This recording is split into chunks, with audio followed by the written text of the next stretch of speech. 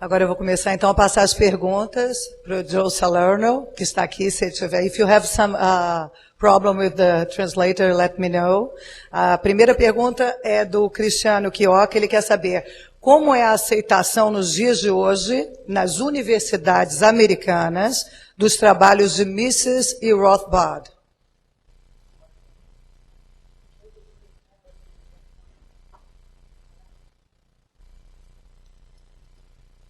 Well, the question, Mrs and Rothbard works. Well, I don't want to hear that. Their works are not accepted in the sense that they are on formal syllabi, or the syllabus or the reading lists that the professors give out, for the most part. There is no formal curriculum in Austrian economics in any university in the U.S., though there are more and more movement by individual professors to introduce Austrian ideas into the classroom, to have their students read Austrian works, to have their students consult Mises.org and read the various things that are put up, pieces that are put up there. So it's compared to 20 years ago, there is much more, let's say, informal acceptance and promotion of the Austrian school. And especially with, as Lou mentioned, the meltdown in financial markets, we find that people are searching, even academic economists are searching for answers, okay, to a phenomenon that they never expected, that they were told by central bank chairman after central bank chairman would never occur. That the U.S., or that the Federal Reserve and other central banks were in fact lenders of last resort and would always and could always perform this function.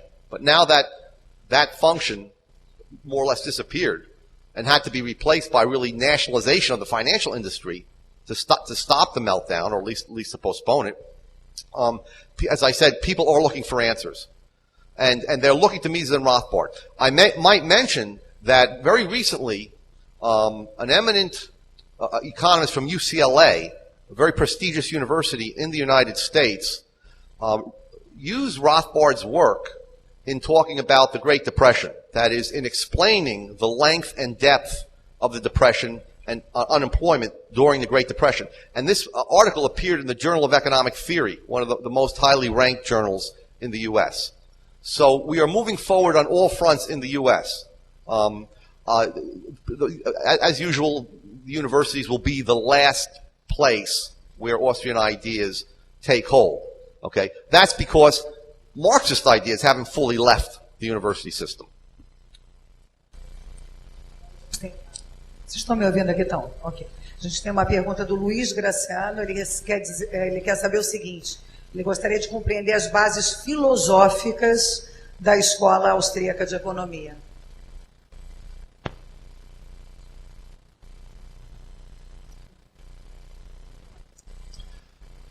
Okay, there are semantic differences between Mises and Rothbard on the foundations or methodological foundations of Austrian economics.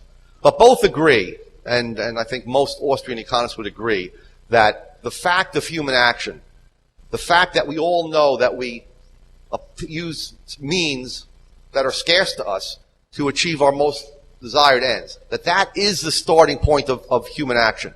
That is called the Action Axiom.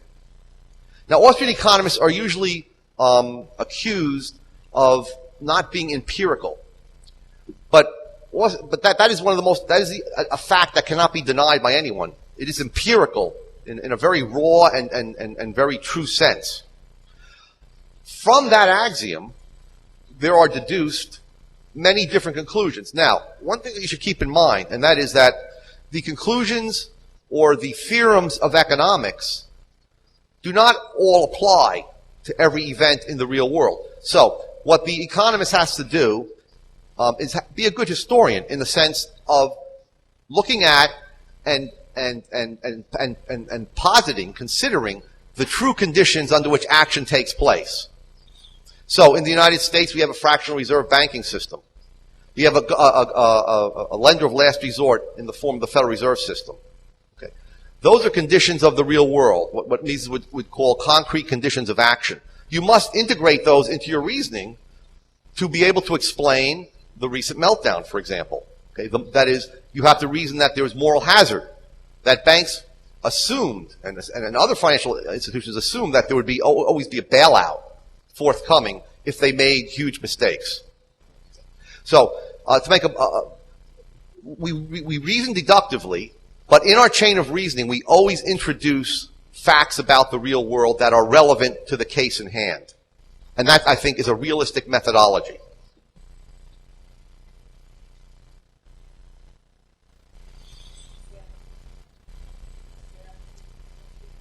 Oi, agora sim. O Sérgio, ele pergunta sobre as diferenças metodológicas entre, de um lado, Hayek e do outro, Mrs. Rothbard, o quanto o senhor acha que elas contribuem ou atrapalham o pensamento da escola austríaca? Pode haver conciliação ou temos de escolher um caminho ou outro?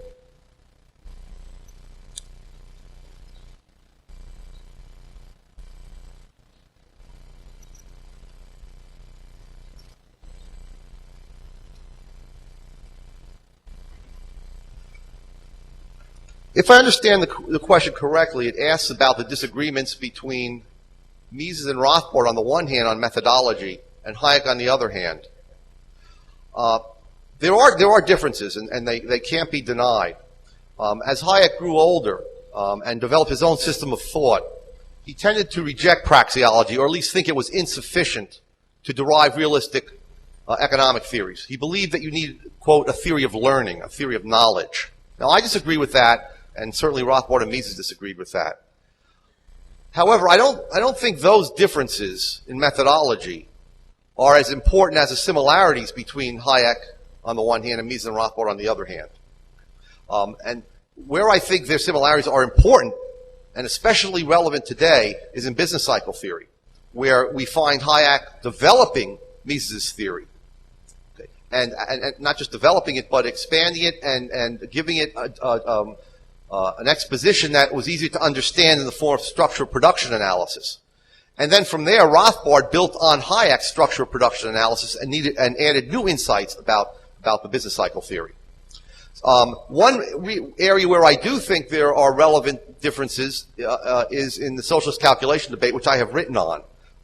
And there I think Hayek stressed the fact that knowledge was dispersed among different people to the exclusion of, I think, the more important problem with socialism, which Mises and Rothbard saw. And that more important problem was one of calculation. That no matter how much knowledge the central planner or the board of central planners possesses, and how much access they have to statistics, they cannot come up with, develop, or formulate a price system. Okay? One mind cannot develop a price system. A price system is developed through what Hayek, Mises called the intellectual division of labor. That is, entrepreneurs bidding for resources on the basis of what they believe are future prices. So you have entrepreneurial bidding against one another, and then we have a structure of prices that arise at every moment. And at any moment, anyone can use that structure of prices to calculate their costs and benefits, the costs and revenues, their profits and losses, and to decide, given the uncertainty of the future, whether or not they should commit their resources to a certain area of production. Next one in English, Professor Salerno. There is a disagreement between Mrs. and Rothbard about ethics. To Mrs., economic has not to say about the ends of enacting man. To Rothbard, the question is still open. What would you say about these economic problems? Thank you. A pergunta é do Alfredo Marcolin Peringer. Could you just repeat the first part of the English? Yes, there is a disagreement between Mrs. and Rothbard about ethics. Yes. Okay, thanks. And what do you say about... Ethics. Yeah. And I didn't... To Mrs. Economic has not to say about the ends of enacting man, it says. Okay. I think both Mises and Rothbard agree on one aspect, and that is that from the point of view of economics, we can't judge the ends. Okay? Now, in ethics, Rothbard believes you can rationally judge the ends. Okay? He bases himself on a theory of ethics or a theory of natural rights that goes back to St. Thomas Aquinas and further back to Aristotle. Mises, on the other hand, while he doesn't want to judge the ends, does make a judgment in some sense. And that judgment is that everyone pretty much desires prosperity, freedom, a civilized life, and so on. So he would and that's he implicitly what Rothbard would call smuggles in this ethical judgment that in some sense what the masses desire, these ends that are all pretty much uniformly desired, is right, and that we can judge economic policies in relation to this standard.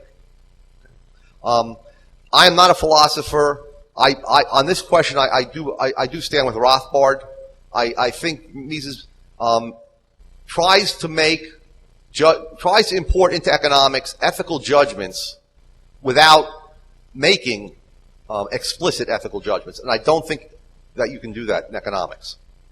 Obrigada. Eu gostaria de lembrar que vocês podem fazer perguntas também pelo microfone. Do lado direito eu tenho a Paula, do lado esquerdo eu tenho a Júlia. Vocês podem levantar a mão e simplesmente fazer a pergunta diretamente para o professor Salerno, se for o caso. Por favor, não fiquem tímidos. Ali, ó, tem uma pergunta ali atrás.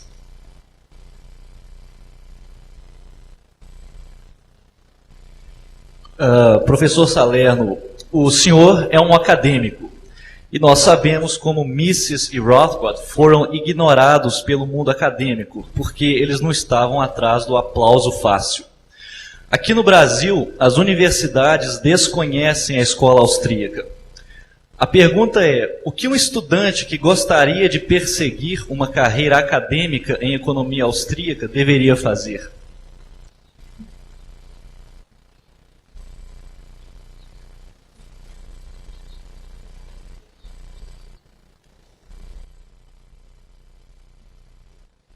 If a person in Brazil feels a calling to follow a career in Austrian economics, and they want an academic career, I think now there are very good options.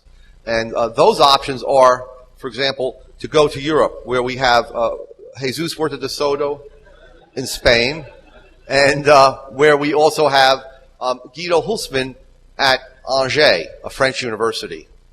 And as I understand it, any EU language now can be used to write one's dissertation as long as you're enrolled in 2 programs in 2 different countries. So, for example, someone from the United States can write their dissertation in English if they are enrolled both with Guido Hülsmann at Angers and Huerta de Soto in Spain. So, certainly since Portugal is an EU member, though maybe not for long, you can write your dissertation in Portuguese, I would assume. Okay, so I think that's one option. Okay, other options will become available. I think in the United States we have a master's degree program coming online at Grove City College for those of you who speak English. I think which will be a very good program run by Jeff Herbener. There's one other program that I wanted to mention. There's a program at the University of Detroit Mercy in which you can actually get, I guess is it a doctorate, Lou, now, or is it just the master's? Okay. And once you have obtained your master's, then you can follow the option in Europe. Okay. Then the coursework is more or less waived because you already have done the master's, and at least thus far in Europe, many programs allow you simply to write your dissertation for the PhD once you have your master's. Bom, eu devo lembrar que quando vocês fizerem a pergunta no microfone, o ideal é que vocês falem primeiro o seu nome e, se quiserem, uma instituição a que sejam ligados. Como eu sei que a última pergunta foi do Leandro Roque, ele é editor e tradutor do Instituto Mises Brasil, mas é bom sempre vocês se identificarem. Tem uma outra pergunta aqui. Economistas falam com tanta propriedade, convicção, com pontos de vista totalmente opostos. Afinal, é tudo uma questão de retórica? Não quis se identificar.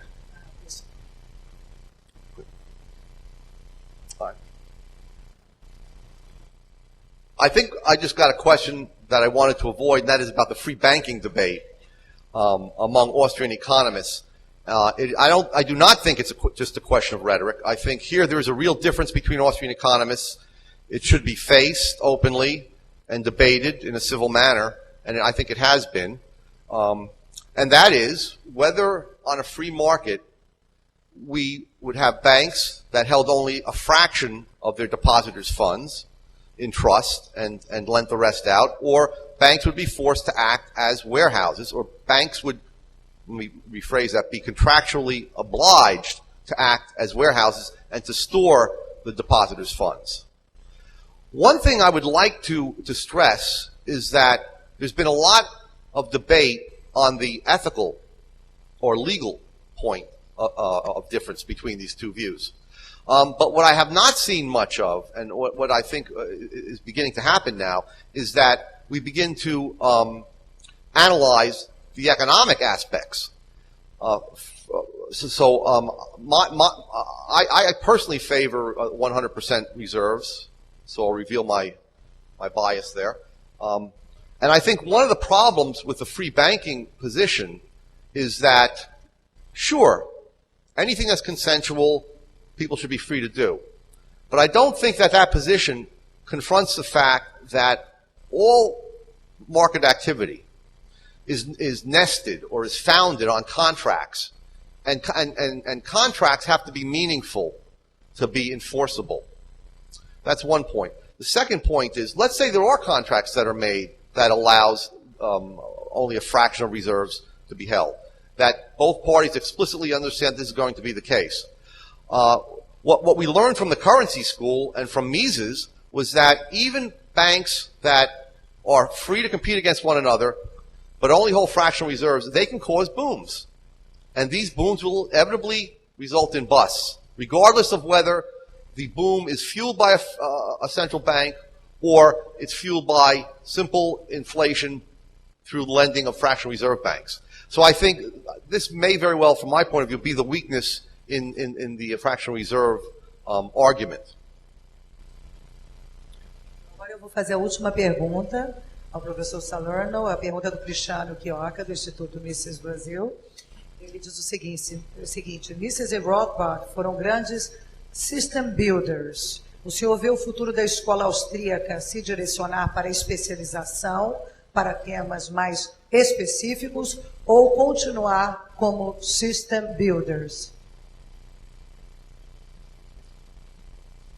That's a very good question. The questioner points out that up to this point, or up until very recently, the Austrian School of Economics has been a school of great system builders. The questioner mentions Rothbard and Mises, but of course we could say the same thing about boehm-bawerk and Menger. And in my opinion, this will change. Rothbard and Mises comes along once every few generations. I don't see any on the horizon, but in some sense, we don't need them right now.